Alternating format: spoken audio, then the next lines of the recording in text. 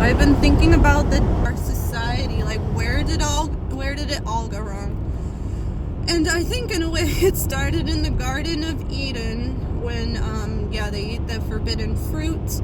They were nude before God, and for the first time they felt shame. I've been reflecting on shame today. I think the reason why our society is so fucked up is because we're not allowed to shame people anymore.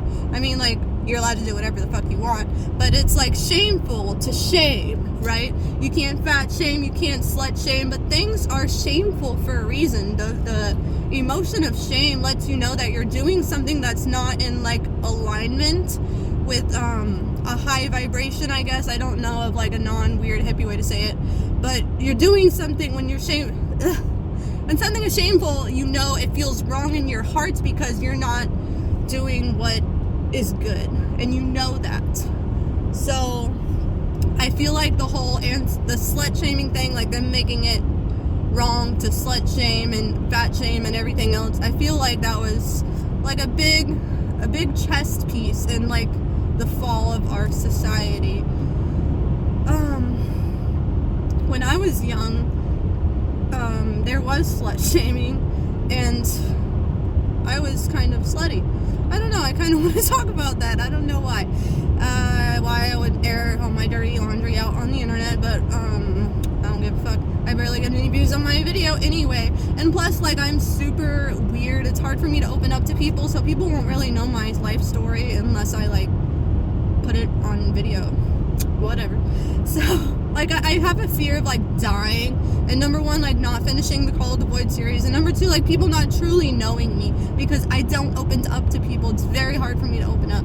So I feel like when I die, my videos will live on, and people will like know the true story instead of like the story that they create in their heads, because when you're a naturally quiet person, people can fill your silence with whatever they want. So I am like taking back the narrative, I guess. I don't know. So like, okay, we gotta start at the very beginning, because like when I'm talking about like why promiscuity and hookup culture is bad, I have to like start with where it comes from. I think a lot of promiscuous people grew up in broken homes. They didn't have stable parents. Children of divorce was big in my generation. Single moms were on the rise when I was a child. So, I knew that was gonna happen. Hang on one sec. So yes, my fucking traumatizing childhood. Let's start there. Okay, so like, I'm not gonna get into like hardcore details. My parents were divorced when I was 2, and my dad was abusive. He physically abused my mom in front of me a couple times, and he abused me in other ways behind my mom's back, but my mom didn't know about the abuse for a very long time, not until we moved states. Later on, my mom did say that we pretty much moved states to get away from him, and as soon as we did move states, I felt comfortable in sharing what he did. So yes, coming from not only a broken home, but an abusive father, daddy issues, you know, that's gonna set me up for failure for the rest of my fucking life. And that's why I always say, like, I'm fucking lucky that all I do is write like weird dark romance stories, as opposed to being like a druggie or a sex worker or like committing suicide. Like, I'm doing great, y'all. You have no idea. So I also discovered porn at a very young age. Even before the internet, I came across it while searching through private things belonging to my parents, and yes, it was there.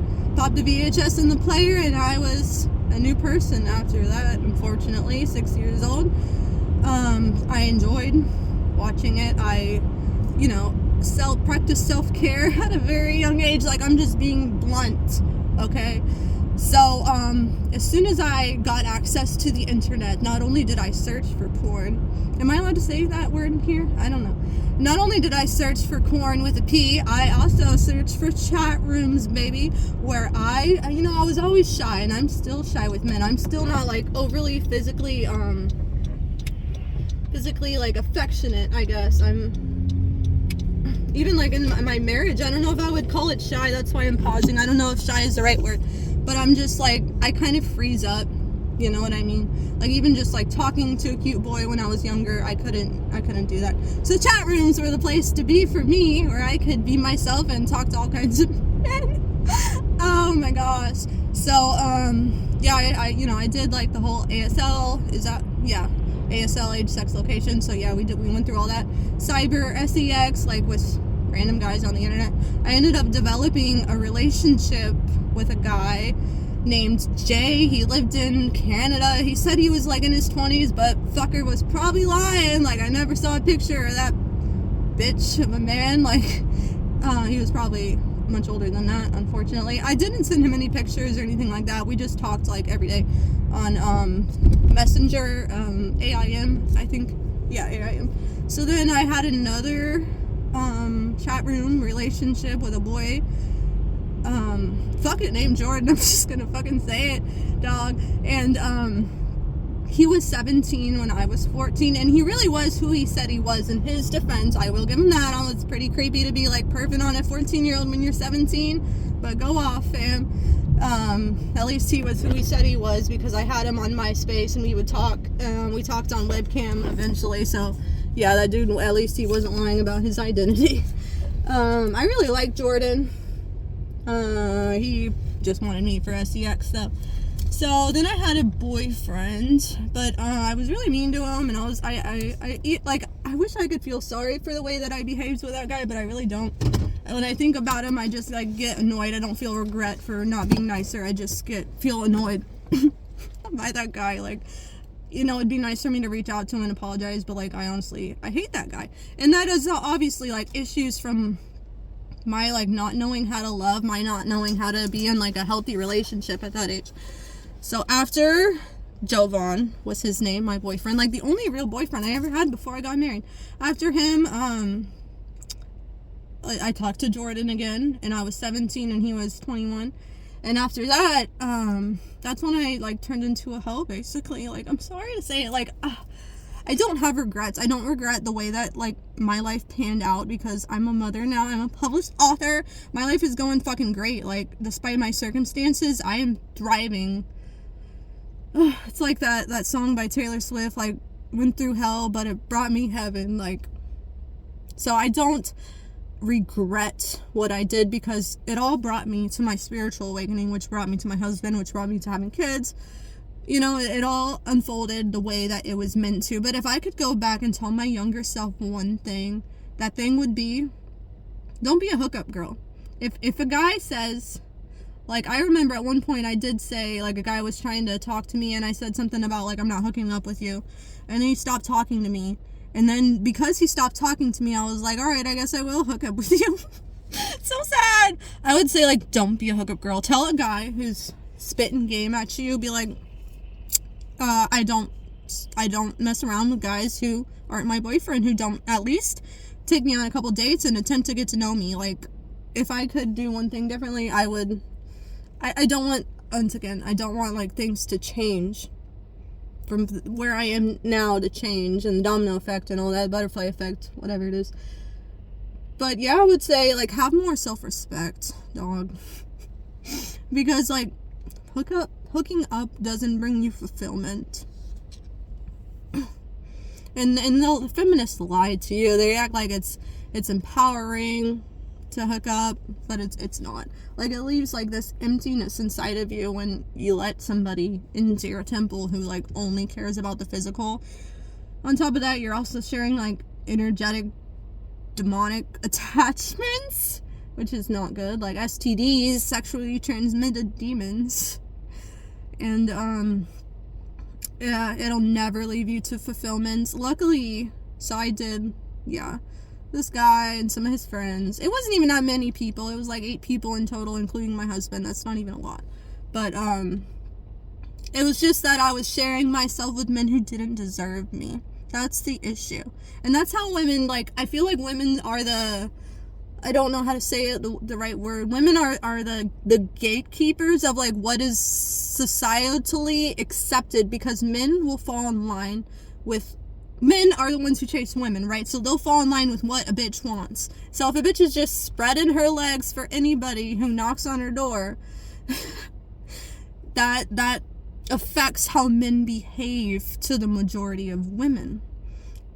Women are the gatekeepers of societal norms. Yeah, I feel like that's the best way I can say it. So, yeah, I'm gonna fast forward to Chris, my best friend. So I had a group of guy friends, and no, I didn't hook up with all of them, just the one. I had a group of guy friends, and oh yeah, like, let's go back a little bit. Like, I did drugs at 15, cocaine, Xanax bars, lots of alcohol. I was sneaking out and going to some drug dealer's house. The drug dealer was like in his 20s, and he was dating my 15-year-old friend. Like, it's so fucked up. Oh my gosh. And it was so normalized in my generation. Just like, sneak out of your house and party and do some coke and Xanax bars, and it was just a good time, but it wasn't really a good time. So I got caught rolling balls at school in the ninth grade, I'm pretty sure it was. And once my mom found out about my habit, it was a little harder to do it, but I got around her. I still did some stuff. So I took a break when I had that Jovan boyfriend from drugs and partying and alcohol, because he was straight edge. But as soon as we broke up, oh my friend, it was on again. So yeah, I did have this group of guy friends, senior year of high school and the year after it. We were all pretty close. We partied together. Mostly I think we only ever smoked weed and drank alcohol. But we did that somewhat a lot. Like, anytime we hung out, like, weed was being passed around. But it was a good time and whatever. Those were good dudes. I don't talk to a lot of them. I don't have a desire to talk to them a lot, but that was a good point in my life, and I'm grateful that I had those friends at that point in my life. So, for one reason or another, like, a friend moved, a friend got a girlfriend who hated me, friends, like, had Santeria practicing parents who, one got arrested, his dad got arrested for, like, leaving goats in a hot van or something that he was going to sacrifice. So for one reason or another, like, our friend group, just one guy just kept falling, the next one would fall, until it was just me and my friend Chris, right? My best friend Chris. Not anymore, but so when it was pretty much just me and him, like, almost right away, we're like, are we gonna start, like, hooking up now? And I remember he asked me if I had feelings for him, like, before we ever hooked up, and I, being the stupid bitch I was, I said, no, I just think you're cute. But I did have feelings for Chris. I liked him a lot, and I really wanted him to be my boyfriend, but since I just, like, hooked up with him without him having to put in any effort, it ended up not ending well. He got a girlfriend, I was upset, and boom, we're not friends anymore. Sending love to him though, I got no bad vibes towards him or anything. So after that, I was, like, all alone. I had no friends. I always had a hard time making friends my whole life. So once this guy group, they were all gone, I had, like, one friend named Frank, and that was it. But Frank didn't, like, smoke weed or drink alcohol or party with me. So I didn't hang out with him all that often, like, once a week or so. So after that, I was addicted to weed at this point, thanks to these guy friends of mine. I got used to smoking it every day. I lived alone in a tiny, tiny little apartment, Miami, Florida. So all I did was, like, smoke weed, and I was alone with my thoughts, and I didn't have cable or anything like that, so I, like, watched content for entertainment on YouTube, and somehow I went down the rabbit hole of conspiracy theories and spiritual awakening, and that's when I found God. So I was celibate for a year, and then I found my husband. I found him on Twitter, and he was awake. He believed in all the crazy shit I did. He posted about his childhood trauma on Twitter, and I posted about my childhood trauma on Twitter, and we were mutes. We would engage with each other's posts a lot, and then one day he posted a pic slip, and I was like, hell yeah, that guy's cute. I'm having babies with his ass. So I, like, did a love spell on him. I carved his name into a candle. I wrote, like, on a bay leaf, like, what I wanted, which was to have his kids and to get married to him. And I burned the bay leaf, and then I asked him if he wanted to be pen pals with me, and he did want to be pen pals, and now we're married. So everything happened for a reason. I do think a hoe can turn into a housewife, but only if she chooses. Like, you can't turn a hoe into a housewife, but a hoe can turn herself into a housewife if she finds God.